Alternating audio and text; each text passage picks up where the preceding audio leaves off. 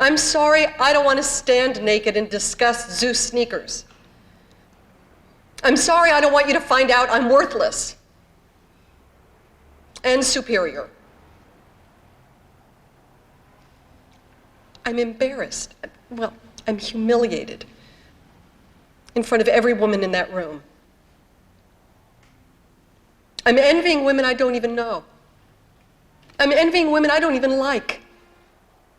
I'm sure the woman with the son at Harvard is miserable to her daughter-in-law. And I'm sure the naked, gray-haired fiction woman is having a bisexual relationship with a female dock worker and driving her husband crazy. And I'm sure the hotshots have screwed a lot of 35-year-old women, my classmates even, out of jobs, raises, husbands. And I'm sure the mothers in the pressed blue jeans think women like me chose the wrong road. Oh, it's a shame they made such a mistake, that empty generation. Well, I really don't want to be feeling this way about them all, and I certainly don't want to be feeling this way about women. Where are we going?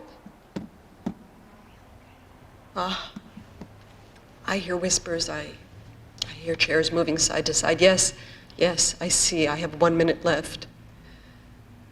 The women start filing out of the locker room, and Jeanette ties her hair up in a ponytail and winks at me.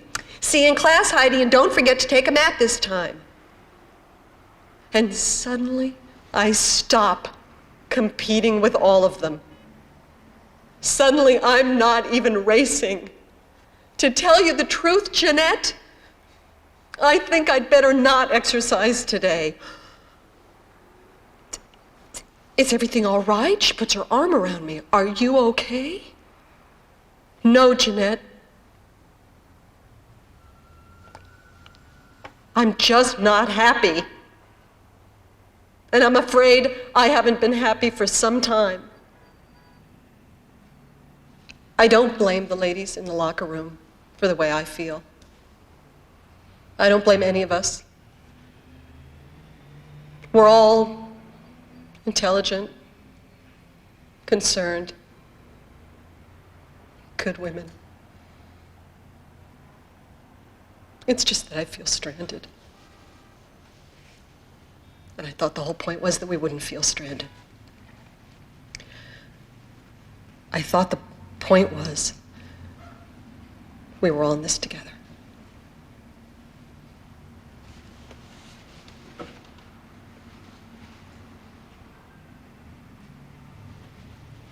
Thank you.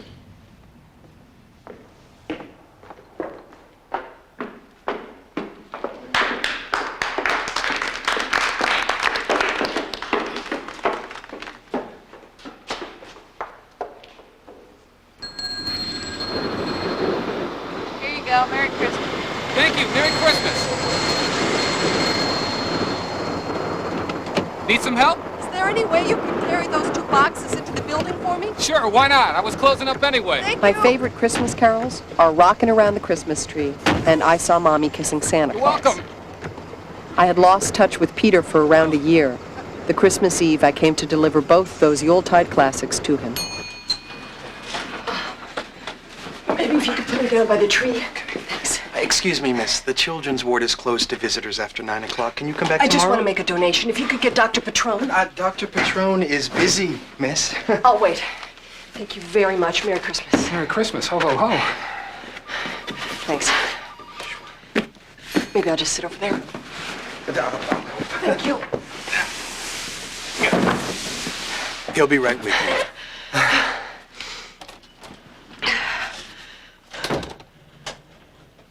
Hi. Heidi, what are you doing here? This is a girls' and boys' hospital, and I feel the art here does not reflect the makeup of its constituency, so I... Heidi, you don't burst into a hospital late at night just because you're having boyfriend problems or some other nonsense. Sorry, Ray. Sorry, Ray. She's making a donation. I've been trying to reach you. I read in the Times you were working through the holidays. Science Tuesday, C1. Thank you for your generous gifts. Merry Christmas. I'll take care of Okay. these. You know, I'll get this one. Okay.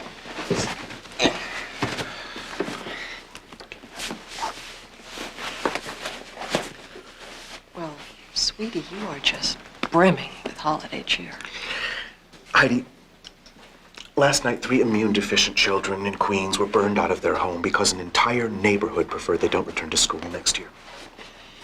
I don't know who the hell wants to get in here at midnight, but I can assure you that I'm not very happy that they came. I'm sorry. I should have called again. What's all this?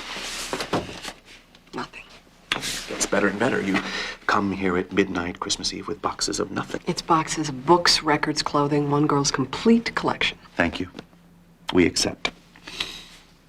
Winter cleaning before the new year? No, actually, I'm going away tomorrow. Heidi, you're mumbling. I'm going away tomorrow. Where? I'm going to Northfield, Minnesota, where the Jesse James Band was stopped. Now, I thought I'd finish writing my new book in the Midwest. And I had an offer to teach at Carleton College there. And so I accepted. This is sudden. Peter, I came to say goodbye. Goodbye. That's it. Heidi, what do you want me to say? You're a brave and remarkable woman. A proud pioneer, my Antonia driving ever forward through the unknown. I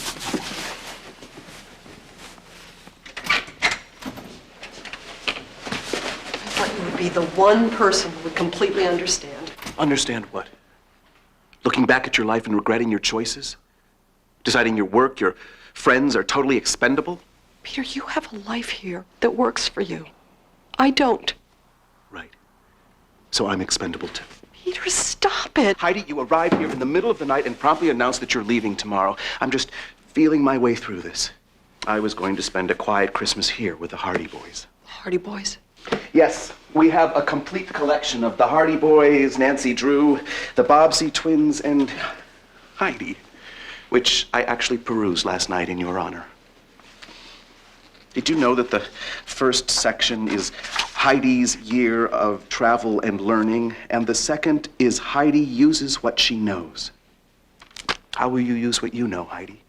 I've been sad for a long time. I don't want to be sad anymore. This is hard, Heidi. This is very hard. What's all this?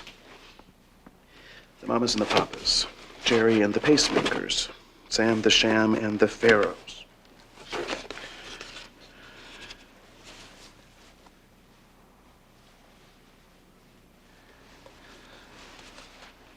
Theodore Bickel sings favorite work songs from the Fourth International. Scoops from his red diaper period.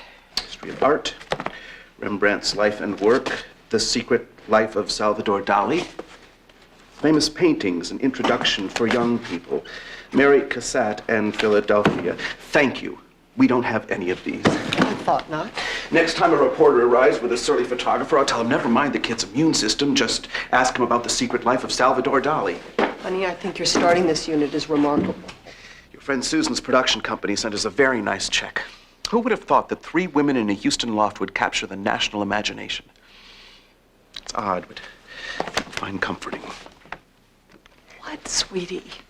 You know what's as unappealing in its own insidious way as my sarcasm? What? You're trying too hard. The deep concern, the gratuitous honey or sweetie. Peter, what is it? Truth? Truth be preferable. Okay, Heidi. About once a month now, I gather in some church, meeting house, or concert hall with handsome men, all my own age. And in the front row is usually a couple my parents' age. The father's in a suit, the mother's tasteful, a pleasant face. And we listen for half an hour to testimonials, memories, amusing anecdotes about a son, a friend, a lover. All handsome, all my own age, whom none of us will ever see again. And after the first, the fifth, the 15th of these gatherings, a sadness like yours seems a luxury.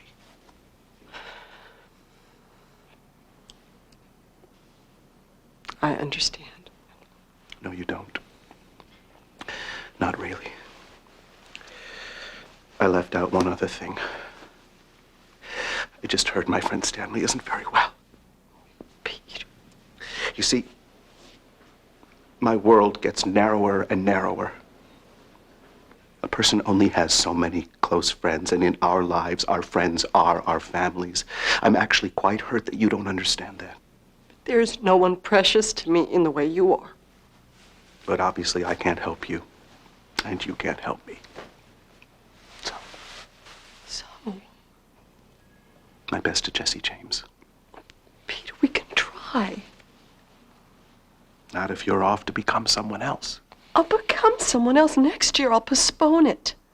I promise you won't lose this member of your family. I promise.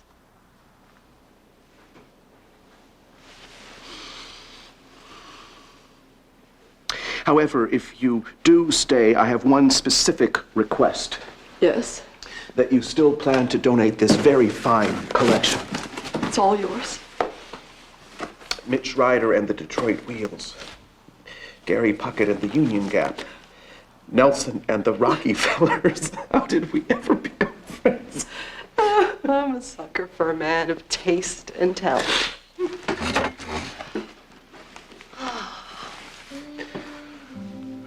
It's a lovely evening, don't you think? The stars above us, the sea below us. Tell me, how long have you been on this cruise? Oh, about 25 years. I tried to pick out your name, Amanda, Lady Clara Estelle. It's- I know. It's Heidi. Your old grandfather told me. Are you from the Alps? Yes, like chocolate.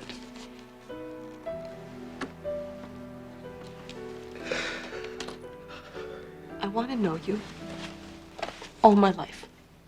If we can't marry, let's be great friends. I will keep this goblet as a memento beside my pillow.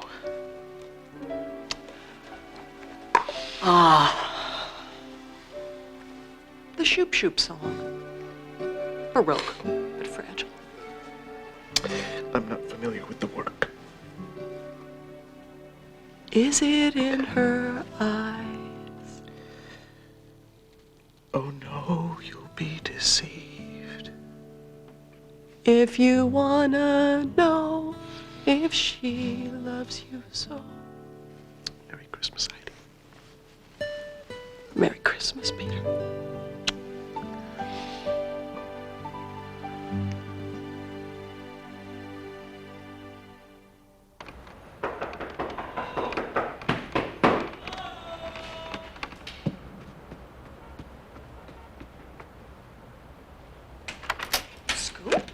Hello. I'm canvassing for Eugene MacArthur for president. Miss Holland, you might be interested in my publication, The Liberated Earth News. So what's up? This is a nice apartment. What do they call it? Raw space with rocker? I just moved in last week. The furniture hasn't come yet. With cookies. A+ pecan, B- sandy. Better, B+ Sandy. So, are you happy? I'm putting together an exhibit of Mary Cassatt, and I'm seeing an editor I seem to like. Good. Time for my life now. See, I've grown over the years. We did you first. Can you keep a secret? I sold Boomer magazine 2 hours ago. You're the first to know. What? Why? I think this raw space could do with a Winslow Homer or two. I'll get you a few for Christmas. But why did you do it? What's it all for, Heidel? What's it all for? You liked it, Yep. and you were good at it. Yep. I got a slab of beef voted the best steak in Manhattan. Now what? What do I show my children and say, see, kids, Daddy did that? Do I say, see that restaurant, Maggie? Daddy started going there, and suddenly everybody was going there until they started going somewhere else. I didn't know you worried so much about your children.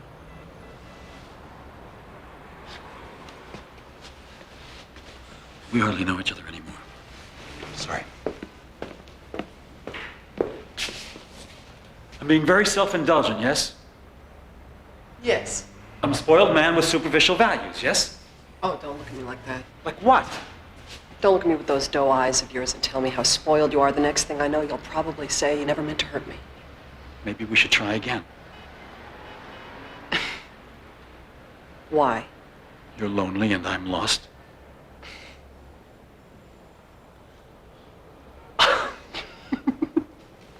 Oh, please.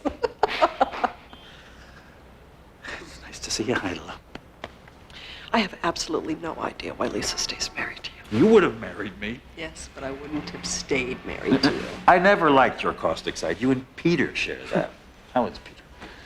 Peter's great. He moved in with a very nice anesthesiologist named Ray, and he still runs the ward. And on the weekends, they garden. They're home in Bucks County. A handsome doctor in a country house. Ooh, Peter's living my mother's dream come true. Scoop, you didn't sell Boomer magazine to buy me a Winslow Homer or two. Heidi, on a scale from 1 to 10, if you aim for 6 and get 6, that's the ball game. So you might as well try for your 10. If you know what your 10 is. Well, I have a notion. Oh, yeah, one other thing. Susan told me you adopted a baby. She did? And I thought, if you have the courage to make the move and go for your 10, then what am I waiting for? Wait a minute. Why is my baby my 10 and your work your 10? Didn't mean it that way. Certainly came out that way. Peter helped me find her. He suggested I call her Panama Hattie in honor of his favorite musical and her place of birth. I also toyed with Sophonisba, but then I thought maybe that was a little too... Much. It's a little much. So I settled on Judy, after a date with Judy. And are you happy? I've never been what I'd call a happy girl. Too caustic, too prissy. Now. Right now. Are you happy? Well, Scoop, there is a chance. There's a million notion that one day Pierre Rosenbaum and Judy Holland will meet, and he'll never tell her it's either or, baby. And she'll never think she's worthless unless he lets her have it all. And maybe, just maybe, things will be a little better. And so, yes, that makes me happy. So I was right all along. You are a true believer. I don't see how it can be any other way. Don't you want to take a peek at her? Yeah. I want her to understand men. And you are a classic.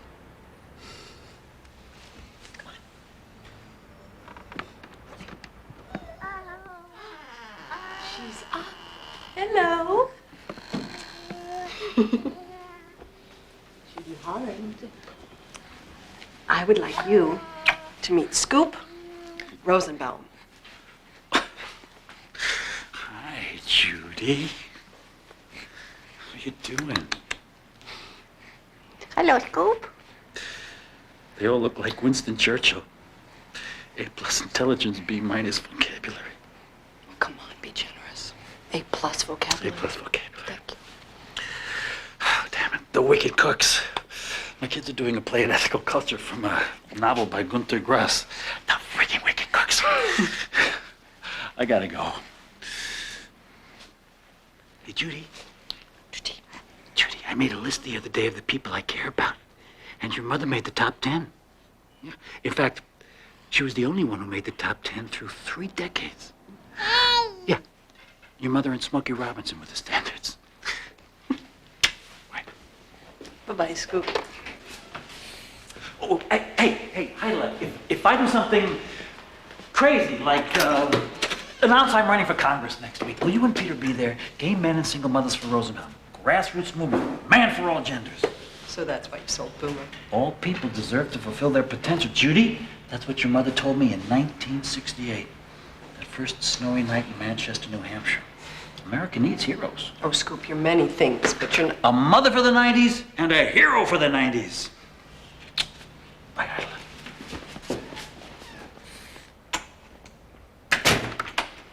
And a heroine for the 21st. Yes, that's you, flying girl. Yes.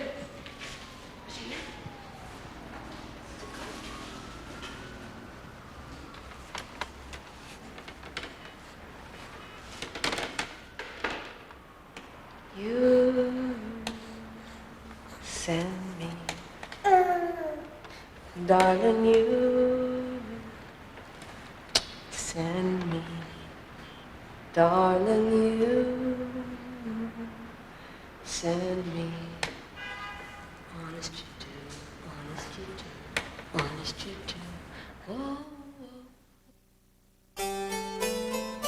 Okay, tell me if this is too loud, okay?